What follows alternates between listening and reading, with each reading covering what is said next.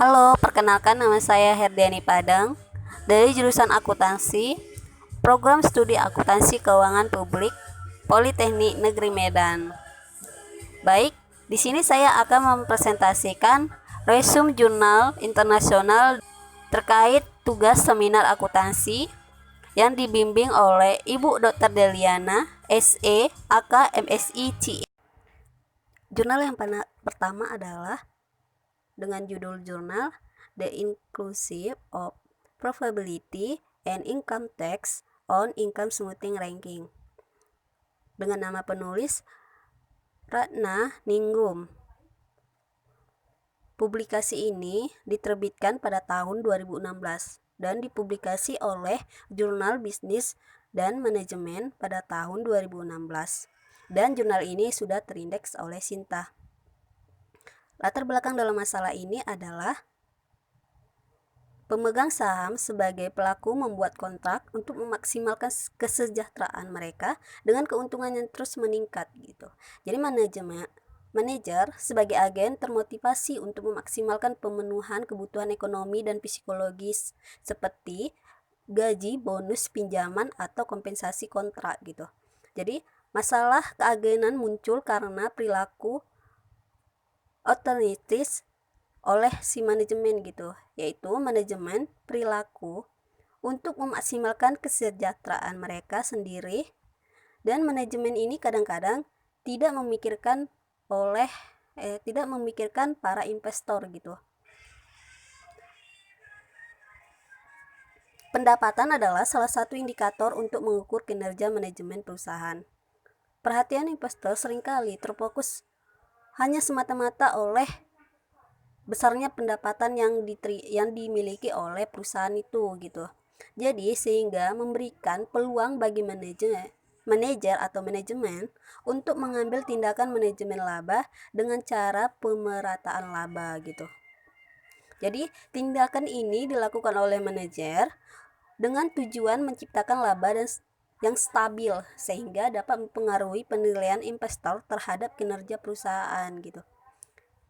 Jika penilaian perusahaan baik, itu diharapkan para investor itu dapat menginvest kembali gitu ke perusahaan gitu.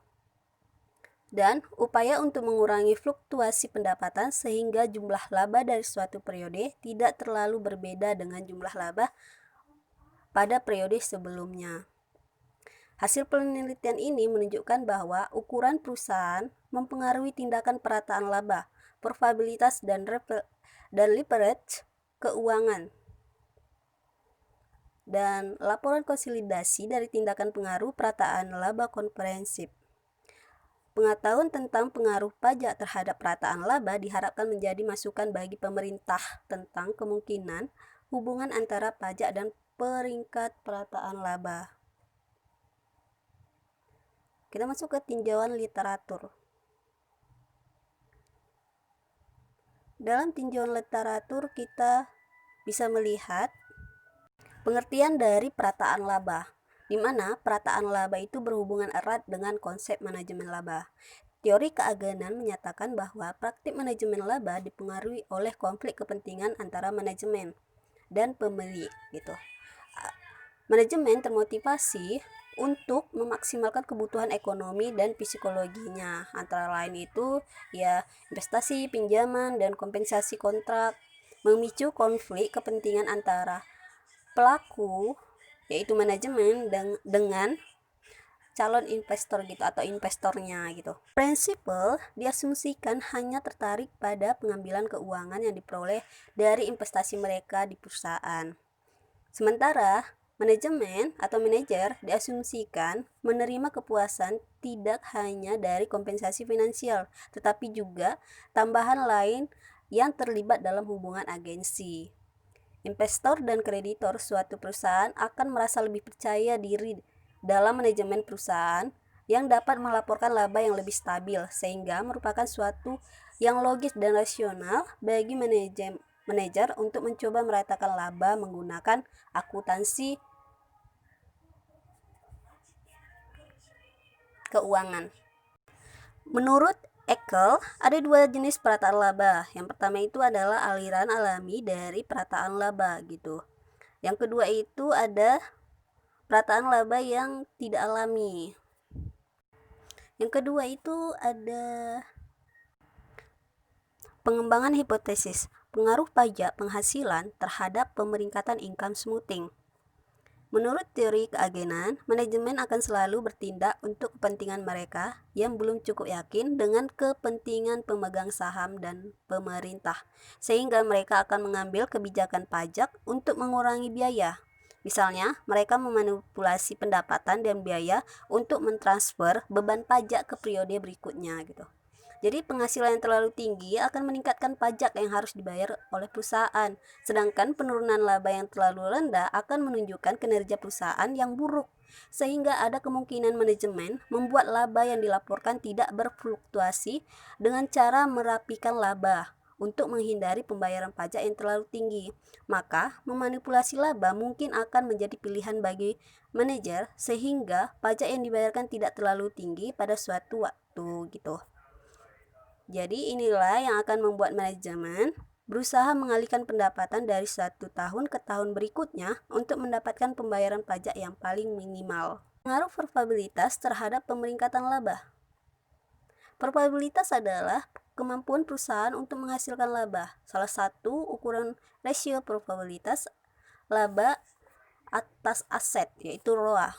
ROA adalah rasio yang digunakan untuk mengukur kemampuan manajemen untuk mendapatkan keunggulan dibandingkan sumber dana yang dimiliki oleh perusahaan.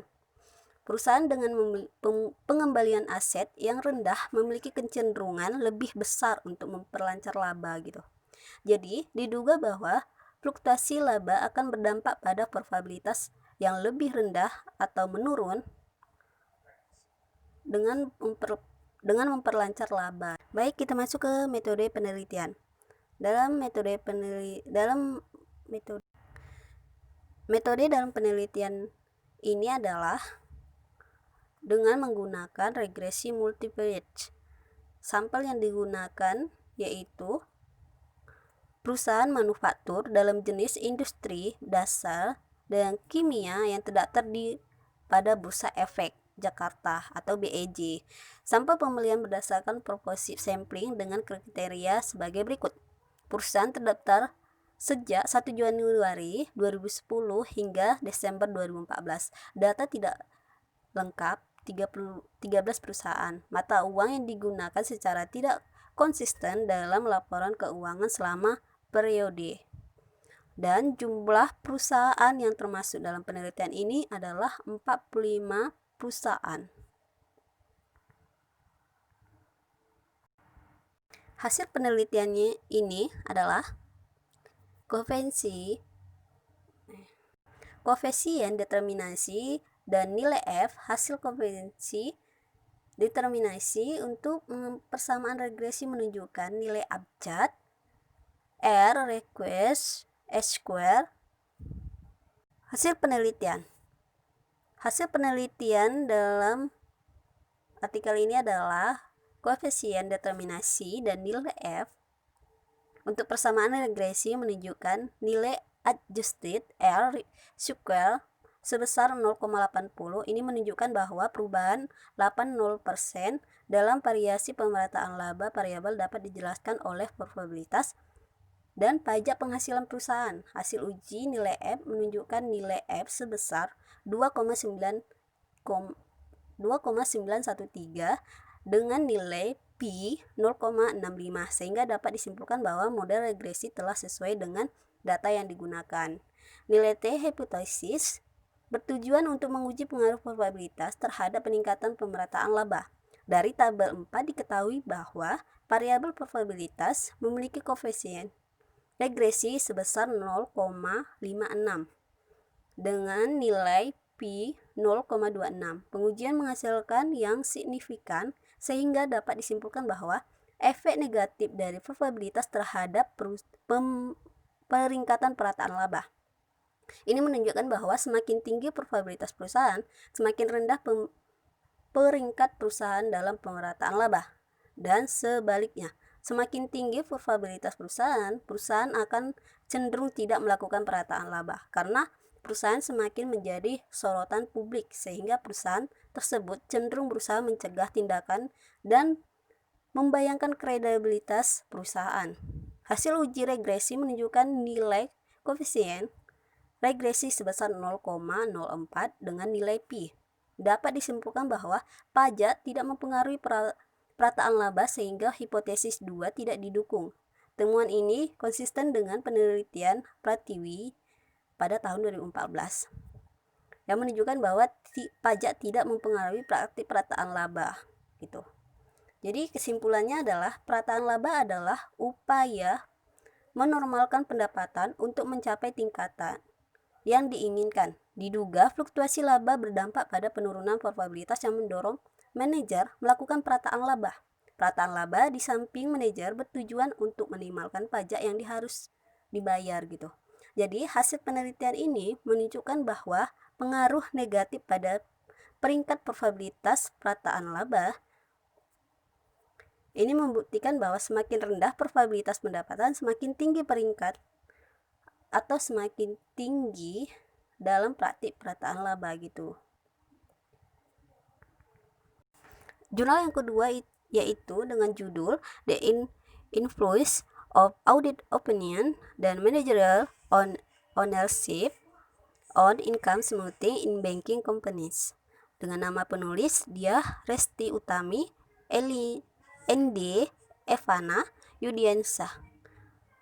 Artikel ini diterbitkan pada tahun 2020 dan dipublikasi oleh International Research Journal of Business Studies. Dan artikel ini telah terindeks oleh DOAJ. Kita masuk ke latar belakang dalam masalah. Latar belakang dalam masalah ini adalah adanya kecenderungan untuk lebih memperhatikan laba ini diwujudkan oleh manajemen, terutama manajer yang kinerjanya diukur berdasarkan informasi laba, sehingga mendorong munculnya perilaku penyimpang.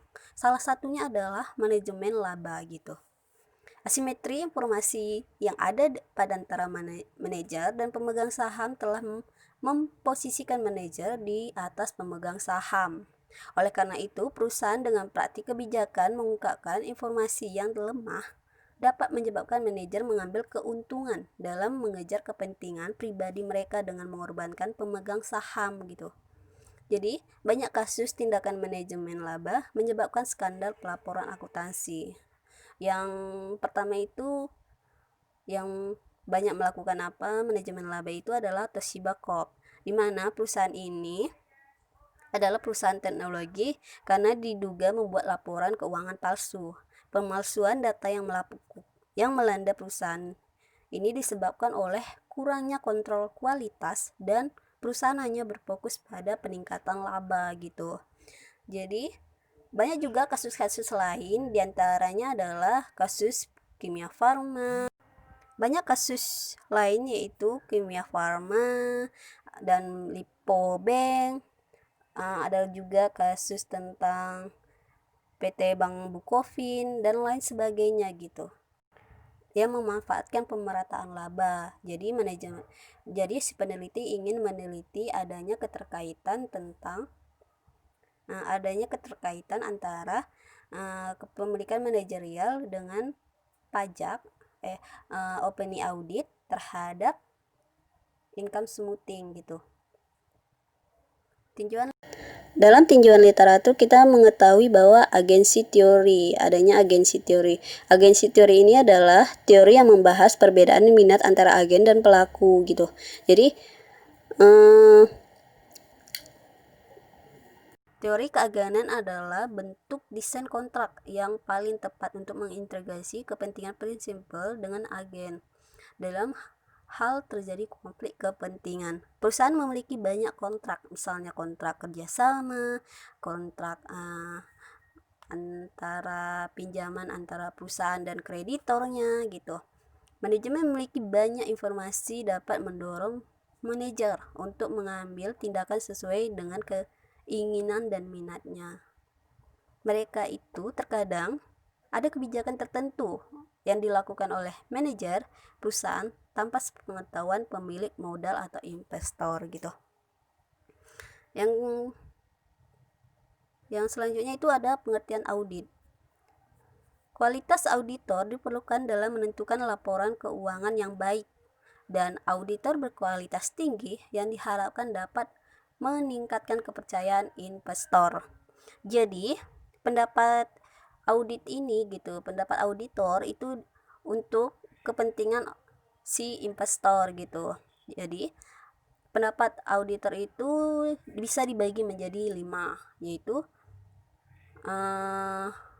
wajar tanpa pengecualian, wajar dengan pengecualian, dengan kalimat penjelas gitu. Pendapat dan lain sebagainya. Yang ketiga itu ada kepemilikan manajerial. Kepemilikan manajerial adalah kepemilikan saham oleh manajemen perusahaan. Semakin besar kepemilikan manajerial dalam perusahaan, pihak manajerial akan berusaha meningkatkan kinerja untuk kepentingan pemegang saham, sehingga dapat menghindari adanya manajemen laba yang dilakukan oleh manajer perusahaan. Manajemen laba adalah salah satu faktor yang dapat mengurangi kredibilitas laporan keuangan dan menambah bias dalam laporan keuangan, dan penggunaan laporan keuangan yang meyakini angka-angka laba dari teknik sebagai angka laba tanpa rekayasa. Manajemen laba itu dibagi menjadi 4, itu menurut Wiryandi. Yang pertama itu taking a bet, income minimization, income maximization, dan income smoothing. Jadi tujuan dari manajemen laba ini adalah untuk mencapai manfaat pajak gitu, memberi kesan baik dari pemilik dan kreditor untuk kinerja manajemen, mengurangi fluktuasi dalam laporan laba, dan mengurangi risiko, menghasilkan pertumbuhan laba yang stabil, mempertahankan posisi mereka atau posisi di perusahaan gitu. Metode penelitian ini adalah menganalisis data dengan menggunakan penelitian analisis statistik deskriptif dan metode regresi logistik dengan pengolahan data menggunakan SPSS 21. Populasi dalam penelitian ini adalah 30 perusahaan perbankan besar di Indonesia. Teknik pengambilan sampel yang digunakan adalah profesi sampling, yaitu penentuan sampel berdasarkan kesesuaian karakteristik dan kriteria tertentu. Dengan jumlah perusahaan dalam penelitian ini adalah 28 perusahaan perbankan. Hasil dalam penelitian ini adalah variabel kepemilikan manajerial menunjukkan regresi gitu. Variabel opini audit menunjukkan regresi kuesioner 0,099 dengan tingkat signifikan 0,43. Yang berarti bahwa dalam penelitian ini kepemilikan manajerial memiliki pengaruh negatif yang signifikan karena nilai signifikan kurang dari 0,50. Penelitian ini membuktikan bahwa kepemilikan manajerial dalam suatu perusahaan memiliki pengaruh yang signifikan terhadap perataan laba. Ketika manajer memiliki saham kepemilikan di perusahaan, mereka akan bertindak sama dengan pemegang saham umum mereka dan memastikan laporan keuangan disajikan secara adil dan pengungkapan kondisi laba secara real gitu.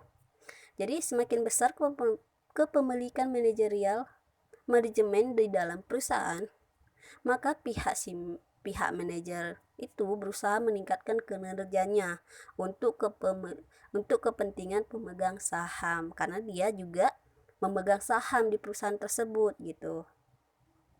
Jadi kesimpulan dalam penelitian ini adalah berdasarkan perhitungan indeks Excel diketahui bahwa pada tahun 2011 terdapat 17 perusahaan perbankan yang melakukan perataan laba gitu. Pada tahun 2015 ada 8 perusahaan yang melakukan perataan laba. Untuk 2016 ada 7 perusahaan yang membuat perataan laba, dan pada tahun 2017 ada 7 perusahaan yang membuat perataan laba.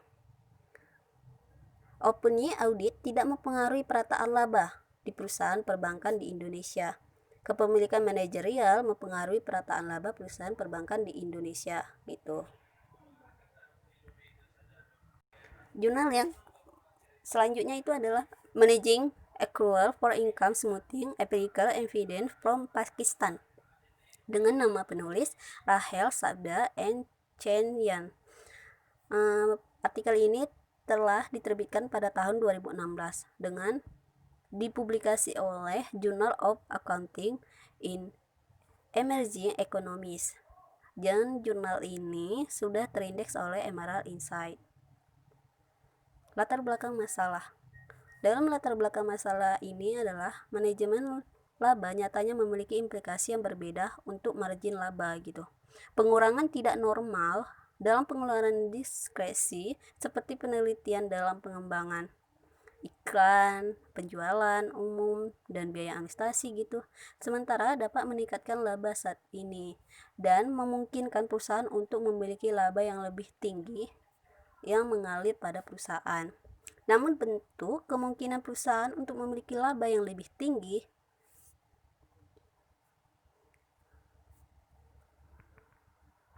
namun bentuk lain dari manajemen pendapatan real seperti harga diskon dan pengeluaran berlebihan dapat mengurangi pendapatan secara simultan, tapi secara simultan menurunkan margin keuntungan dan arus kas dari operasi. Ketika uang mengalir dari perusahaan sangat rendah pada periode saat ini, sementara penghasilan secara artifikal berlebihan. Aliran uang tunai saat ini rendah dari operasi bisa berbalik dan kembali ke tingkat normal di masa yang akan mendatang. Tuh. Manajemen laba dapat mempengaruhi presentasi yang berbeda. Di satu sisi, perusahaan dapat menggunakan manajemen pendapatan yang benar untuk meningkatkan penghasilan saat ini pada gilirannya gitu. Mengurangi daya jual. Sebagai hasilnya, pendapatan periode ini meskipun berhasil akan bertahan untuk masa depan gitu. Bukti menunjukkan bahwa dalam berbagai kasus, manajer dapat menggunakan manajemen pendapatan nyata untuk sinyal kinerja yang positif di masa depan. Ini dinyatakan oleh Gani pada tahun 2010. Namun dalam kasus lain, manajemen pendapatan real dikaitkan dengan kinerja yang lebih rendah di masa depan. Peneliti menyelidiki apakah dampak dari pengurangan abnormal biaya diskresi pada ketekunan laba adalah melalui pengaruh pada accrual atau arus kas dari operasi. Peneliti menduga bahwa arus kas lebih mungkin akan dipengaruhi oleh manajemen pendapatan yang nyata. Untuk menguji dugaan ini, si peneliti menguraikan pendapatan yang kini menjadi besar dasar dan uang kas mengalir dari operasi. Peneliti menemukan bahwa arus kas mengalir secara signifikan menurun dalam semua kasus dari pengeluaran diskresi tapi ketekunan gitu. Hasil peneliti menunjukkan bahwa dampak dari manajemen laba nyata melalui pengurangan abnormal di pengeluaran diskresi pada ketekunan laba sebagian besar berasal dari dampak negatif pada ketekunan yang mengalir dari operasi gitu. Tujuan dari penelitian ini adalah peneliti membuat dua kontribusi untuk kepentingan sastra yang ada. Pertama itu memberikan kontribusi pada literatur tentang kualitas laba. Dan yang kedua yaitu peneliti ini memberikan kontribusi kepada munhal laba gitu.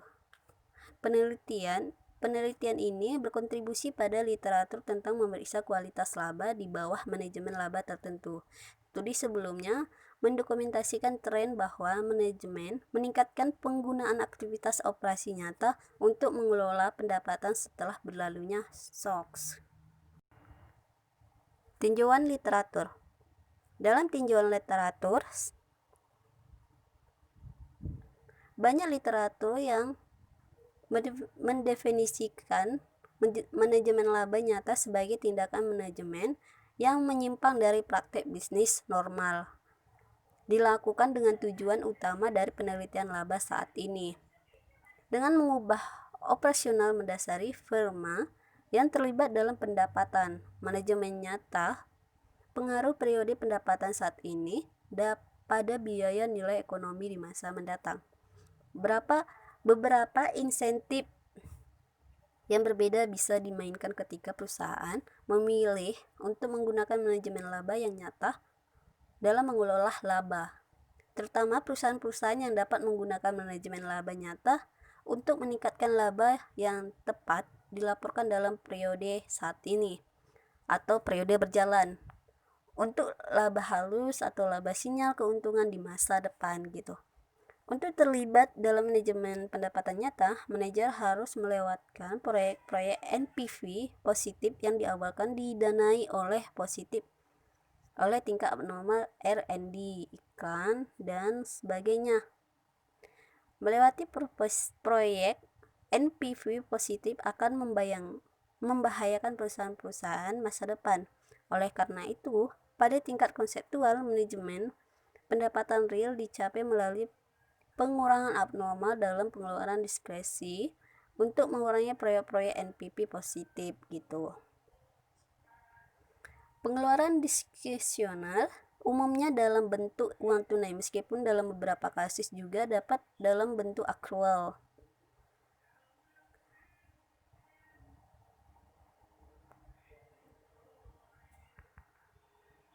Aspek penting dari kualitas laba adalah kemampuan untuk memprediksi masa depan. Kas yang mengalir, pendapatan yang sangat tinggi bisa menunjukkan asosiasi yang lebih lemah dengan arus kas masa depan jika penghasilan tersebut berisi sedikit informasi yang kurang. Oleh karena itu, penting untuk menyelidiki apakah pengurangan abnormal dalam pengeluaran diskresi mempengaruhi asosiasi antara pendapatan saat ini dan uang tunai di masa mendatang gitu. Kegiatan-kegiatan yang sebenarnya meningkatkan memanipulasi setelah SOX karena tingkat meningkat dari pengawasan accounting praktek. Oleh karena itu, setelah bagian SOX, accrual based manajemen laba menjadi lebih mahal, dan maka firma dapat beralih ke manajemen penghasilan yang nyata. Metode penelitian. Dalam metode penelitian ini menggunakan model Jones yang dimodifikasi oleh Katori pada tahun 2005 untuk memperkirakan angka dan nilai-nilai yang cocok dari variabel independen di Corey pada tahun 2005. Model yaitu estimasi total accrual dianggap sebagai NDI gitu. Sampel dalam penelitian ini adalah 390 perusahaan non keuangan yang terdaftar di KSE selama periode 2007 sampai 2012. Yang merupakan sampel 2.382 perusahaan itu. Nah, sampel akhir yang didapat itu adalah 302 perusahaan yang merupakan 1.814 perusahaan di sektor industri. Hasil penelitian ini adalah